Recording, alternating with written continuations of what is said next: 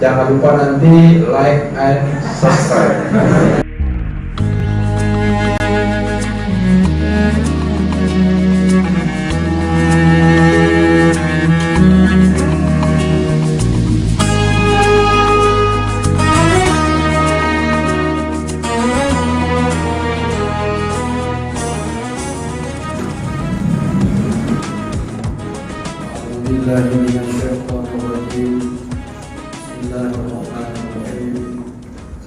Assalamualaikum warahmatullahi wabarakatuh.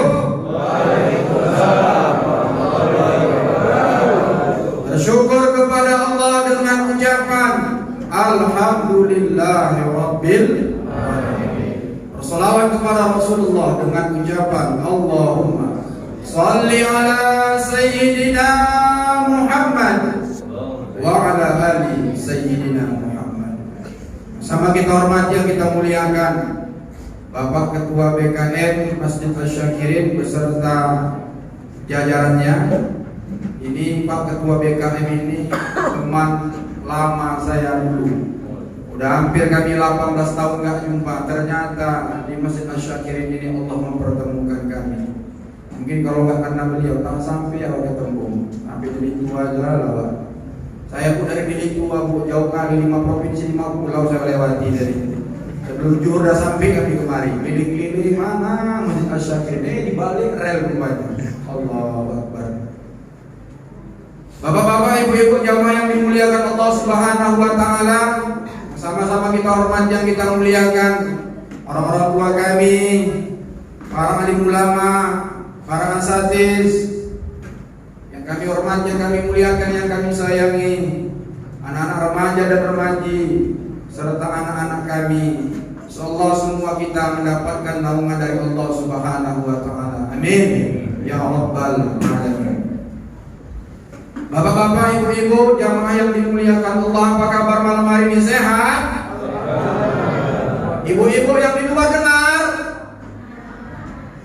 Enggak. Berarti dengar lah ya. Saya ulangi sekali lagi. Ibu-ibu yang di luar dengar? Oh, dengar Pak. Ganti mic dibuat. Hebat kali Masjid Asy-Syakirin ini Pak. 3 mic-nya. Bingung saya makainya tadi.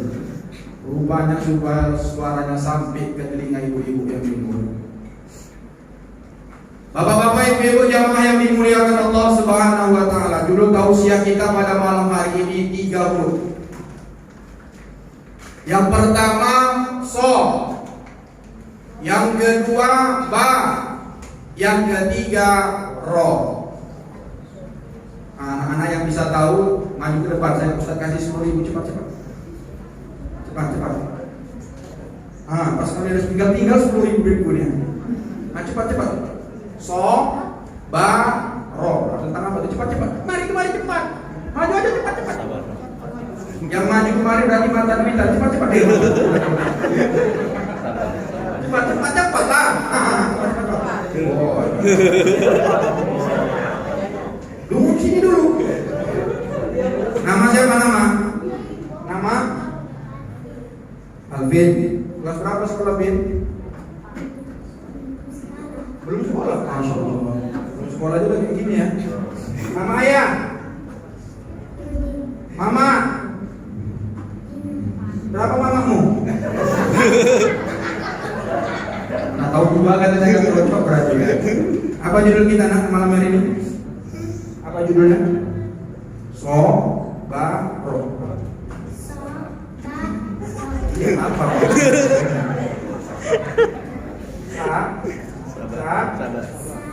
Sabar.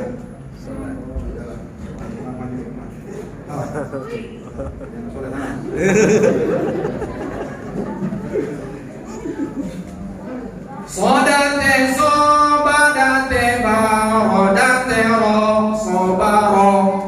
Sabar sampai ke tembung sabar. Maka ada nama bapak-bapak Sabarudin. Beruntunglah ibu-ibu kalau suaminya namanya paksa sabar. Ada bapak bukan ibu cupit dia sabar, ibu colong kupingnya sabar. Ibu marah-marahin tiap hari pun bapak tuh sabar. Namanya Pak Sabarudin. Bapak-bapak, ibu-ibu jamaah yang dimuliakan Allah Subhanahu wa Ta'ala. Apakah orang yang berpuasa itu bisa membentuk karakternya menjadi orang-orang yang sabar? Tentu.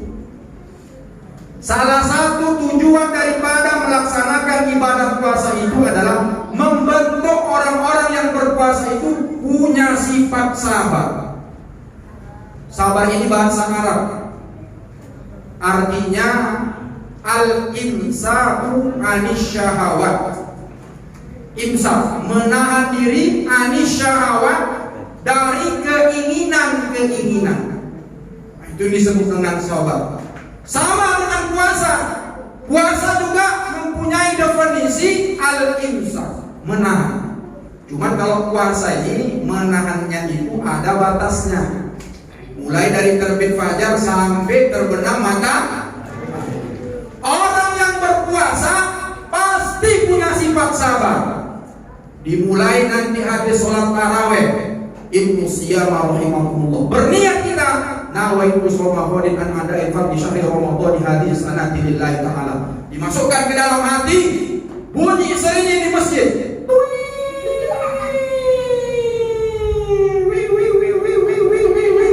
Rupanya mobil ambulan, orang kena corona. Bukan tanda imsak. Mulai dari terbit fajar, azan masjid, azan sholat subuh di masjid, maka dari situ kita sudah mulai sabar. Bangun nanti biasanya kena teh manis, kita tengok teh manis bekas sahur tadi, sabar, bawa tahan. Apalagi nanti siang, oh ibu-ibu yang luar biasanya mau masak. Biasanya dendeng, biasanya jengkol, biasanya ayam, biasanya ikan, kita goreng. Kalau selera kita makan. Tapi di bulan suci Ramadan kita imsak, berarti ibu sabar. Semua yang halal-halal kita tahan. Artinya kita memang dituntut untuk sabar. Cendol, ongol-ongol, risol, odol-odol, dodol. Sebelum nanti terbit matahari, sebelum terbenam matahari, kita mesti sabar. Betul kan? Itu yang halal-halal saja kita tahan selama bulan suci Ramadan. Oleh karena itu memang tepat bahwa kita yang menjalankan ibadah puasa ini memang membentuk karakter kita supaya sabar. Apalagi nanti bos setelah berbuka puasa diuji kesabaran kita sholat taraweh. Betul? Betul lah. Apalagi berapa rakaat? 11 rakaat. Dapat pula imamnya, imam lambat kali imam tuh. Sabar waktu, jangan mengoceh di belakang. Jumpa imam cepat kali. Sabar juga bapak-bapak, ibu-ibu di belakang, jangan ngomel. Ini kadang-kadang memang imam-imam kita ini luar biasa Pak, ngejar setoran. Cepat-cepatnya na'udzubillah min dzalik. Kata Rasulullah, imam itu mesti punya ilmu. Ilmunya apa? Dia dari Rasulullah. Bagaimana cara sholat itu? Sebelum sholat kan nengok ke belakang dulu. Apa dibilang Pak Imam? Sawu sufufakum fa inna taswiyatas sufuf min tamamis sholat. Tengok kakinya. Tapi jangan tengok kakinya aja.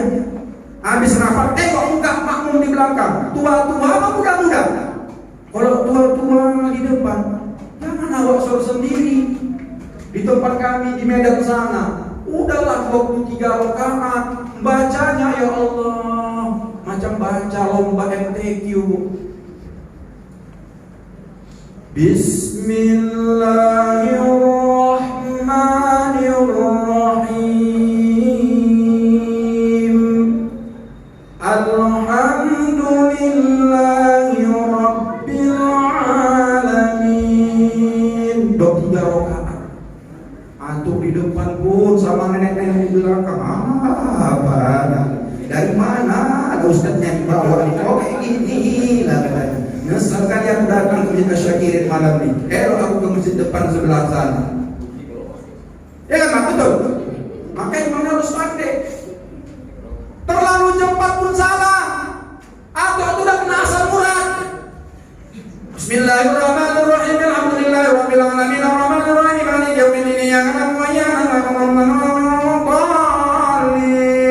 Amin. Bismillahirrahmanirrahim. Allahu Akbar. Allah.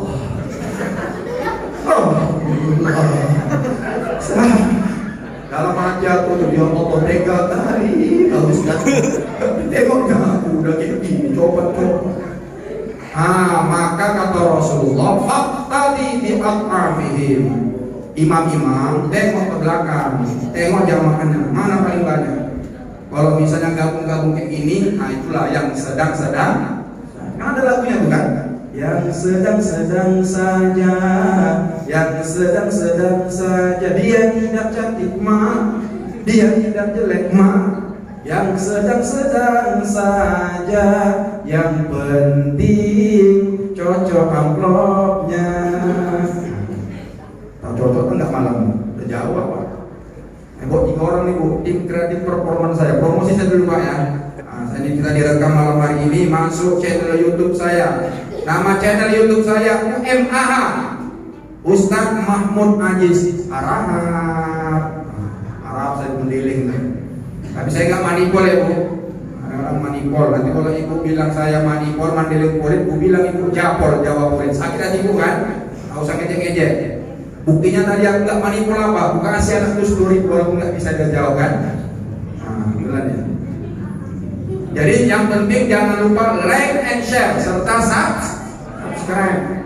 Yang gimana? Ini ada berapa orang nih? Ada 2.000 orang. Malam ini nanti buka, langsung like and subscribe. Cuk! Tambah follower saya, ya kan? Tujuh Bu? Tujuh? Nah, bisa ceramah kita terus dulu. Nah, yang mau saya sampaikan pada malam hari ini apa, bapak-bapak, ibu-ibu, orang-orang tua yang dimuliakan Allah Subhanahu wa Ta'ala. Ternyata para ulama kita itu membagi tingkatan sabar itu menjadi 3 tingkatan. 3 tingkatan. Ini saya kutip salah pendapat salah seorang ulama yang bernama Syekh Muhammad Jamaluddin Al-Qasimi Ad-Dimashqi dalam kitabnya Mau'izatul Mu'minin min Ihya'i Ulumuddin. Ini kitab akidah akhlak.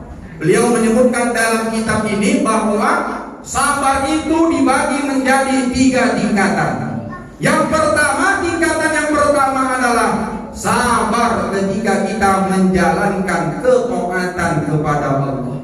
Yang kedua, sabar kita ketika kita meninggalkan maksiat. Yang ketiga, sabar kita ketika kita mendapatkan musibah. Jadi 3 tingkatan ini. Mana tingkat yang paling tinggi Ustaz? Tingkatan yang paling tinggi adalah ketika kita sabar menjalankan ketaatan kepada Allah. Kapan itu terasa Ustaz? Waktu sholat subuh. Terasa kan? Diuji betul kesabaran kita tuh kan.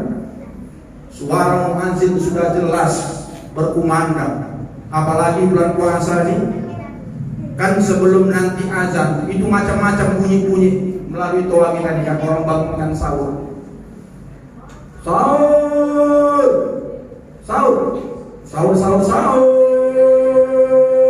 Bapak-bapak, ibu-ibu, sahur. Ada tuh, itu kalau anak-anaknya masih bagus itu. Ada yang lebih nggak jelas. Sahur.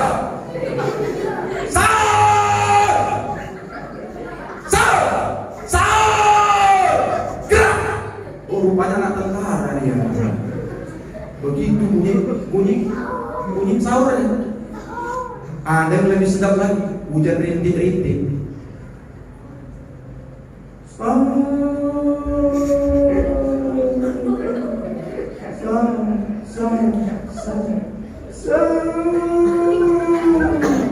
Kira-kira kalau kayak gitu bunyinya Bu, ke masjid ibu. Balik lagi awak tidur ya kan. Waktu azan udah mantap suara muadzin. As-salatu khairum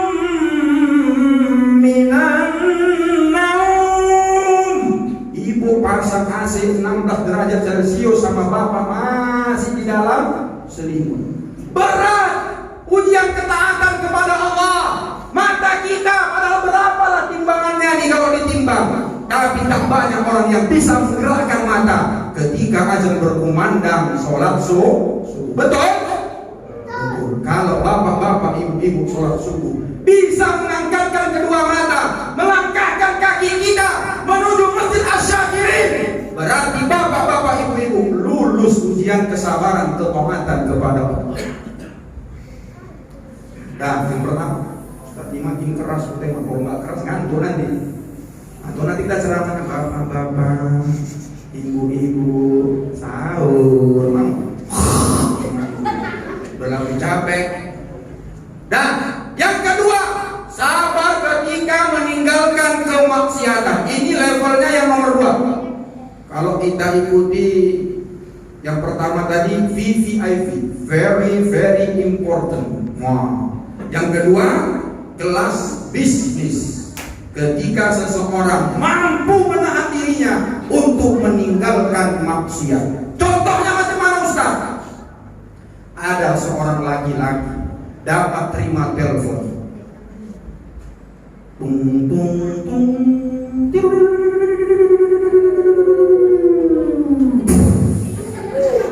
Bunyi suara handphone yang ada dering. Assalamualaikum Abang. Waalaikumsalam, siapa nih? Masa gak kenal sama adik? Rupanya ada suara perempuan. Cantik. Yang menor. Janda. Ada perempuan janda kaya. Di teleponnya laki-laki ngajak berjumpa di Ayam Penyet Surabaya. Berjumpa mereka. Habis makan ayam penyet, perempuan ini pun memang janda gatal. Udah lama tak ada lakinya. Digodanya laki-laki ini. Setelah makan dibayarinya semua. Habis itu dia mengatakan kepada laki-laki yang dia jumpai ini, bagaimana kalau kita habis ini berzina? Laki-laki ini bingung, gak bisa menjawab. Tapi karena dia malam hari ini hadir di Masjid Asy-Syakirin ini, dia katakan kepada perempuan tadi, tidak, inni akhafullah, sesungguhnya aku takut kepada Allah. Berat gak Pak ujian seperti ini? Ada seorang perempuan kaya, cantik, seksi, menggoda, naik Pajero, difasilitasinya kita semua, diajaknya kita berzina. Kira-kira?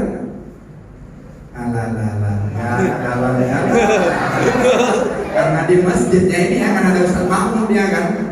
Kurang sekolah berdua, ayolah katanya.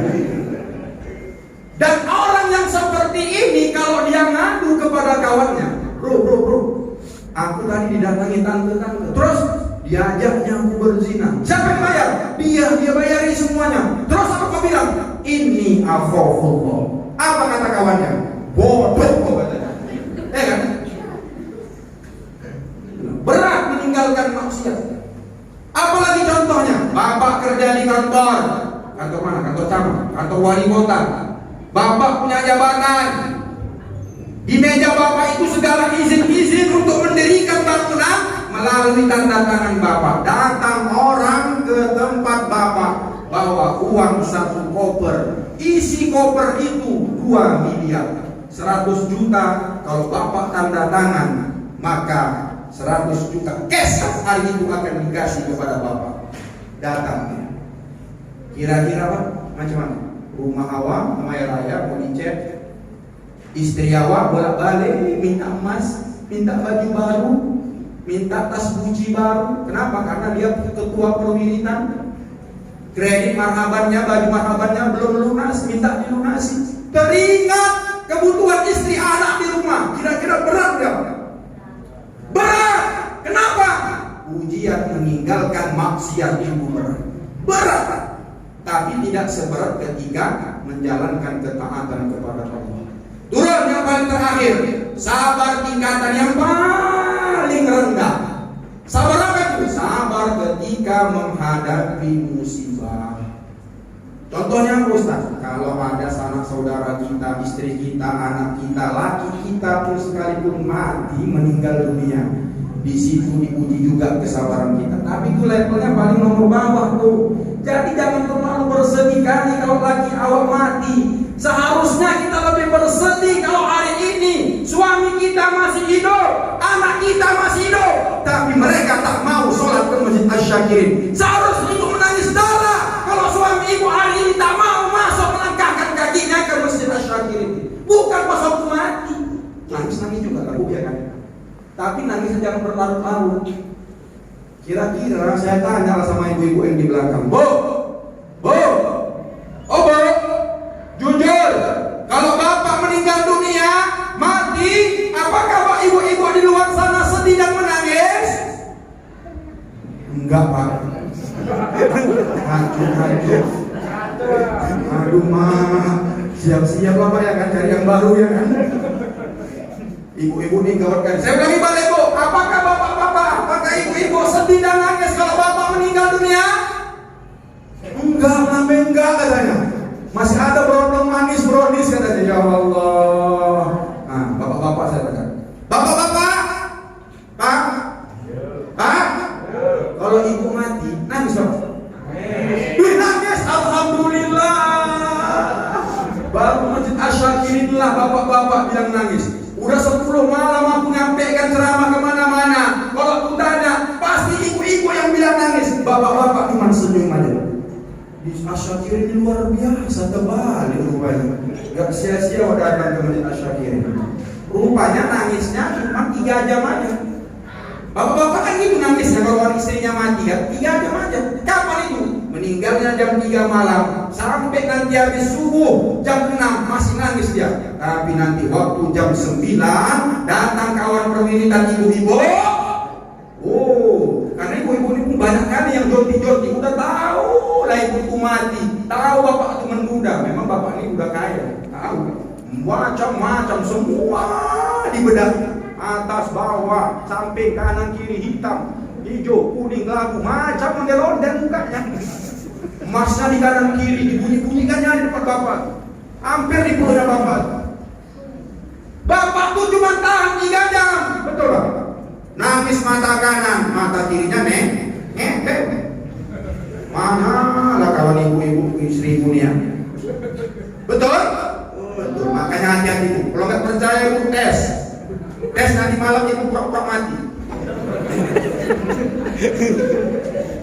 Tes. Waktu dulu nanti nonton Ikatan Cinta, pura-pura ibu gelepar-gelepar. Mati. Tengok.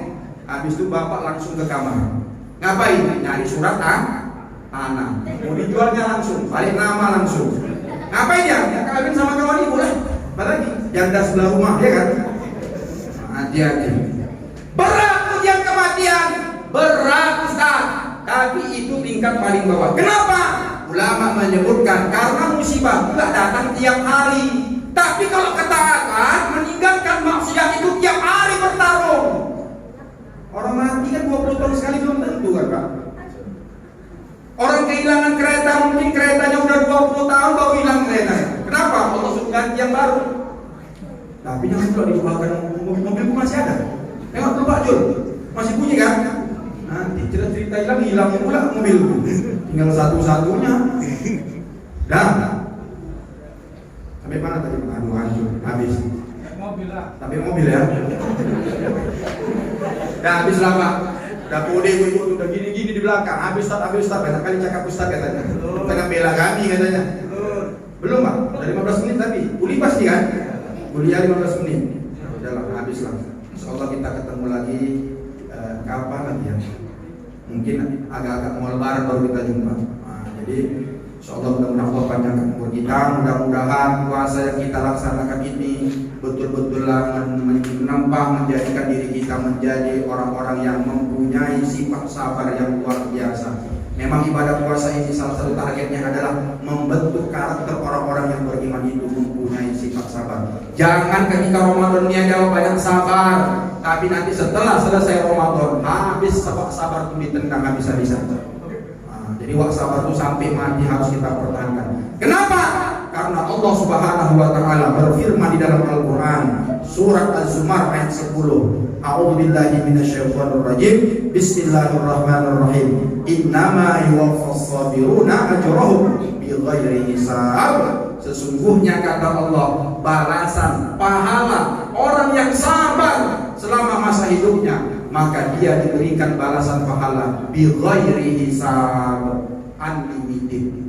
Unlimited. Gak terhitung banyaknya pahala orang yang sabar itu. Mudah-mudahan ini bermanfaat kepada kita semua. Tapi yang perlu saya ingatkan bapak-bapak, ibu-ibu, sabar itu bukan diam ya Pak. Sabar itu bukan diam. Bini awak dilarikan orang, sabar. Anak awak dibawa dibonceng sama laki-laki jahanam, sabar. Jangan bukan gitu. Sabar itu menjalankan perintah agama kita. Kita ingin punya harta, betul? Ingin punya jabatan, betul? Ingin punya istri, betul? Ingin punya anak, betul? Semua kita ingin syahwat. Mana maksud sabar itu? Sabar itu bukan diam, tapi mendapatkan harta, mendapatkan istri, mendapatkan jabatan, mendapatkan mobil, mendapatkan uang dengan jalan yang halal. Dah itu maksudnya. Terima kasih. Mudah-mudahan pertemuan kita ini diridhoi Allah Subhanahu wa taala. Saya mohon maaf apabila ada kata-kata saya yang kasar, karena saya memang makhluk kasar, bukan makhluk halus, Bu. Makhluk halus saya kan nampak. Kalau ada kata-kata saya yang menyinggung perasaan bapak-bapak, ibu-ibu sekalian, itu tandanya bapak ibu masih punya perasaan. Terima kasih. Billahi taufiq wal hidayah. Wassalamualaikum warahmatullahi wabarakatuh. Jangan lupa nanti like and subscribe.